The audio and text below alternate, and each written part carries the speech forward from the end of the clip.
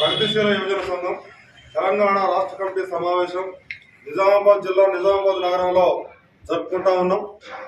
ఈ సమావేశంలో ప్రధానంగా తీసుకున్నటువంటి నిర్ణయాలు ఏంటంటే, ఇలా దేశంలో కానీ రాష్ట్రంలో కానీ నిరుద్యోగ సమస్య రోజు రోజుకు తీవ్రమవుతున్నటువంటి పరిస్థితి ఉంది.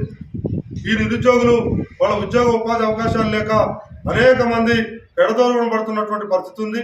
ఆత్మహత్యలు చేసుకుంటున్నటువంటి పరిస్థితి ఉంది. ఇలా ఉద్యోగ ఉపాధి అవకాశాలు లేక కుటుంబాల పోషణ భారమై ఇలా చాలా దీనమైనటువంటి పరిస్థితిలో ఉన్నటువంటిది ఈ తెలంగాణ రాష్ట్రంలో కానీ భారతదేశంలో కానీ ఉన్నటువంటి పరిస్థితి ఉంది. ఇలా ఈ నిజామాబాద్ ప్రాంతంలో కూడా గతంలో అనేక సంవత్సరాలుగా నడిచినటువంటి చక్కెర కర్మాగారాలు ఏవైతే ఉన్నాయో వాటిని వెంటనే మళ్ళీ రీఓపెన్ చేసినట్టయితే ఇక్కడ నిరుద్యోగ సమస్య కొంత పరిష్కారం కావడానికి అవకాశం ఉంటుందని ఈ సందర్భంగా మేము ప్రభుత్వాన్ని డిమాండ్ చేస్తా ఉన్నాం. అదే కాకుండా గతంలో ఎన్నికల నాడు ఏదైతే వాగ్దానాలు చేశారో గత పాలకులు టీఆర్ఎస్ పాలకులు కానీ లేదా నిన్న సంవత్సరం క్రితం అధికారంలోకి వచ్చినటువంటి కాంగ్రెస్ ప్రభుత్వం ముఖ్యమంత్రి రేవంత్ రెడ్డి కానీ అనేక ఎన్నికల వాగ్దానాలు చేశారు. ఆ వాగ్దానాల్లో భాగంగా మీరు వెంటనే వాటిని అమలు చేయండి. ఈ ప్రాంతంలో ఉన్నటువంటి నిరుద్యోగ సమస్యను పరిష్కారం చేయండి. ఇక్కడ పసుపు బోర్డును కూడా ఏర్పాటు చేయండి. పసుపు బోర్డును ఏర్పాటు చేసినట్టయితే రైతాంగానికి కానీ ఈ ప్రాంతంలో ఉన్నటువంటి నిరుద్యోగులు కానీ అనేక మంది ఉద్యోగ ఉపాధి అవకాశాలు దొరుకుతాయని చెప్పి ఈ సందర్భంగా మేము ప్రభుత్వాన్ని డిమాండ్ చేస్తూ ఉన్నాం. రాష్ట్ర వ్యాప్తంగా అన్ని రంగాల్లో ఉన్నటువంటి ఉద్యోగ వ్యవస్థను మొత్తం కూడా ప్రక్షాళన చేయాల్సినటువంటి అవసరం ఉంది.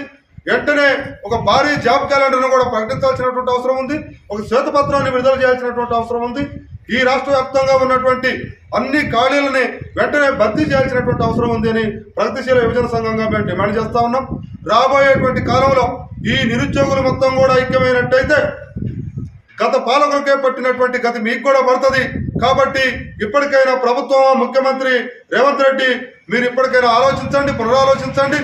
రాబోయేటువంటి కాలంలో ఈ ప్రాంతంలో ఉన్నటువంటి ఈ జిల్లాలో ఉన్నటువంటి లేదా తెలంగాణ రాష్ట్రంలో ఉన్నటువంటి నిరుద్యోగులందరినీ కూడా మీరు ఎన్నికల నాడు ఉద్యోగ వృత్తితో అని చెప్పి మీరు హామీ ఇచ్చారు. ఆ నిరుద్యోగులు కూడా వృత్తి ఇవ్వాల్సినటువంటి పరిస్థితి ఇలా తెలంగాణ రాష్ట్ర వ్యాప్తంగా ఉన్నది. ప్రభుత్వంగా మీ పైన బాధ్యత ఉన్నది. కానీ దాన్ని నెరవేర్చకుండా మీరు ఏదైతే హామీలను ఇచ్చారో ఆ హామీల్ని తొంగలో తొక్కే విధంగా మీరు ప్రవర్తిస్తే గత పాలకులకి కేసీఆర్కి పెట్టిన గద్దె మీకు కూడా పడుతుంది అని చెప్పి ఈ సందర్భంగా హెచ్చరిస్తూ నిరుద్యోగ సమస్యను పరిష్కారం అయ్యే వరకు తెలంగాణ రాష్ట్ర వ్యాప్తంగా ఉద్యోగులందరూ నిరుద్యోగులందరూ కూడా ఐక్యంగా పోరాడాల్సినటువంటి అవసరం ఉంది. రాబోయేటువంటి కాలంలో అవసరమైతే రాష్ట్ర రాజధాని హైదరాబాద్ కూడా తరలాల్సినటువంటి అవసరం ఉన్నది. అసెంబ్లీని ముట్టడించాల్సినటువంటి అవసరం ఉంటుంది అని చెప్పి ఈ సందర్భంగా ప్రభుత్వాన్ని హెచ్చరించడం